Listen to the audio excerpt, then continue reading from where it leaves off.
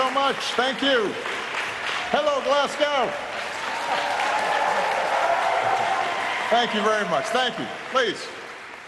Well, it is wonderful to be back in the UK. It is, let's face it, wonderful to be traveling anywhere these days. And thank you, Sheila, for that outstanding introduction and for all the work that you are doing in a part of the world that is feeling the effects of climate change right now. Thank you for making what sometimes can seem a bunch of abstract numbers painfully, immediately real. So we're very grateful for her. I am a private citizen now, so trips like this feel a little bit different than they used to. I don't get invited to the big group photo. Traffic is a thing again. Music doesn't play when I walk into the room. On the positive side, I can give a speech like this without wearing a tie and not create a scandal back home. I hope. But even though I'm not required to attend summits like this anymore, old habits die hard. And when the issue at hand is the health of our planet and the world our children and our grandchildren will inherit, then you will have a hard time keeping me away. And that's why I'm here today, to talk about what's happened in the 6 years since I spoke to the United Nations Climate Change Conference in Paris, and to talk about the steps we need to take if we want to keep doing big things. Because when it comes to climate, time really is running out. You heard the same message from world leaders last week. And now that they've left, here's what we can report. Meaningful progress has been made since Paris. And the agreements made here in Glasgow, thanks to so many of you, including my friend John Kerry here, who is tireless, and his team. Thanks to your efforts here in Glasgow, we see the promise of further progress. What is also true is that collectively and individually, we are still falling short. We have not done nearly enough to address this crisis. We are going to have to do more. And whether that happens or not, to a large degree, is going to depend on you. Not just those of you in this room, but anybody who's watching or reading a transcript of what I say here today. That was true 6 years ago as well. And in Paris, our goal was to turn progress into an enduring framework that would give the world confidence in a low-carbon future. An agreement where countries would update their emissions targets on a regular basis. An agreement that would help developing nations get the resources they need to skip the dirty phase of development and help those nations that are most vulnerable to climate change get the resources they need to adapt. An agreement that would give businesses and investors the certainty that the global economy is on a firm path towards a clean and sustainable future. In other words, our hope was to create an agreement that gave our planet a fighting chance. That was our ambition. And by some measures, the agreement has been a success. For the first time, leaders of nearly 200 nations, large and small, developed and developing, made a commitment to work together to confront a threat to the people of all nations. And that seemed proof that for all the divisions in our world, when a crisis threatens all of us, we can come together to address it.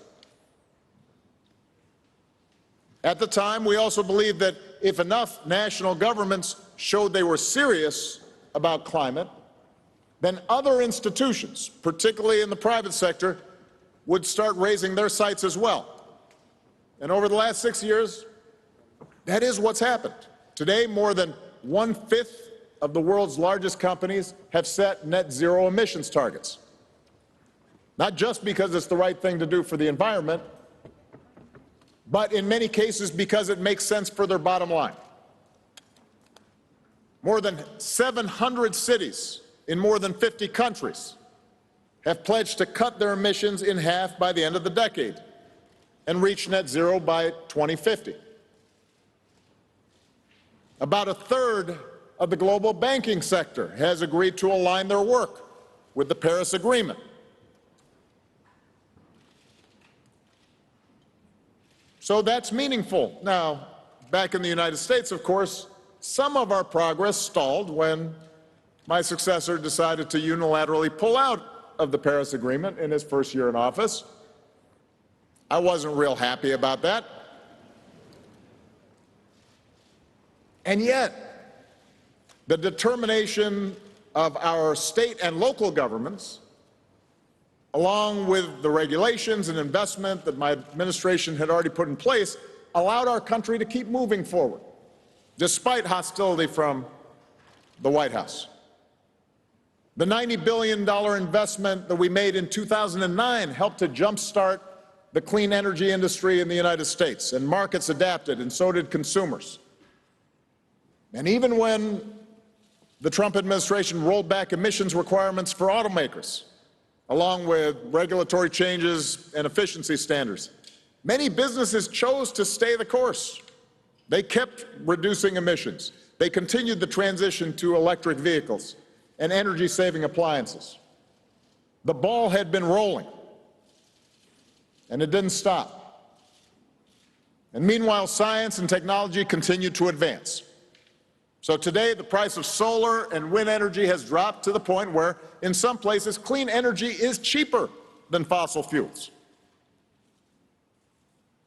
Around the world, scientists and entrepreneurs are integrating abundant renewable energy, more powerful batteries, breakthroughs in fields like synthetic biology to invent a better future that is healthier and more affordable.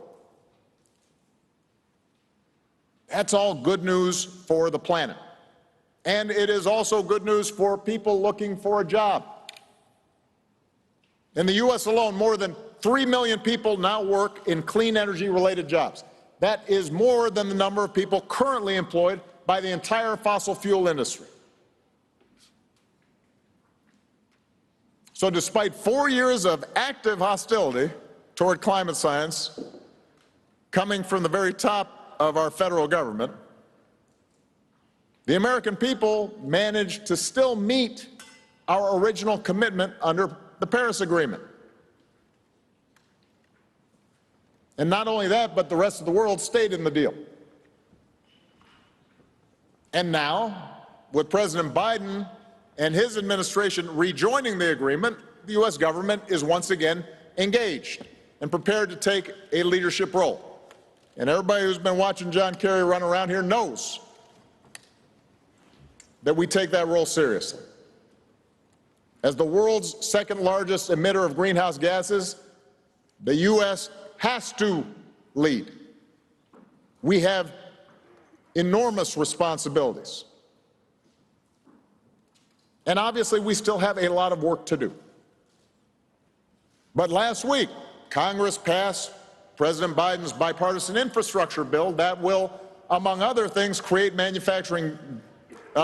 jobs manufacturing solar panels and wind turbines and batteries and electric vehicles, and build out the first ever national network of charging stations so families can travel across the U.S.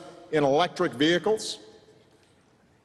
And I'm confident that a version of President Biden's Build Back Better bill will pass through Congress in the coming next few weeks. And here's what it will mean when that bill does pass. That legislation will devote over $500 billion to reduce greenhouse gas emissions by over 1 billion metric tons by the end of the decade, at least 10 times more than any legislation previously passed by Congress. Along the way, it will reduce consumer energy costs, it will invest in a clean energy economy, it will create hundreds of thousands of jobs, and it will set the United States on course to meet its new climate targets, achieving a 50 to 52% reduction in greenhouse gas emissions below 2005 levels by 2030. So the U.S. is back. And in moving more boldly, the U.S. is not alone. Earlier this year, the UK government, our hosts, announced a plan to cut emissions by almost 80% by 2035. This summer, the European Union put themselves on a path to carbon neutrality by 2050. Korea passed a Carbon Neutrality Act in September that requires the government to cut greenhouse gas emissions 35% or more by 2030. The Canadian government has laid out a path to carbon neutrality by 2050 with milestones to hit along the way. So, Paris showed the world that progress is possible, created a framework. Important work was done there, and important work has been done here. That is the good news. Now for the bad news. We are nowhere near where we need to be yet. For starters, despite the progress that Paris represented, most countries have failed to meet the action plans that they set 6 years ago. And the consequences of not moving fast enough are becoming more apparent all the time. Last month, a study found that 85% of the global population has experienced weather events that were more severe because of climate change. Stronger storms, longer heat waves, more intense flooding, crippling droughts. Parts of the world are becoming more dangerous to live in, triggering new migration patterns and worsening conflict around the globe.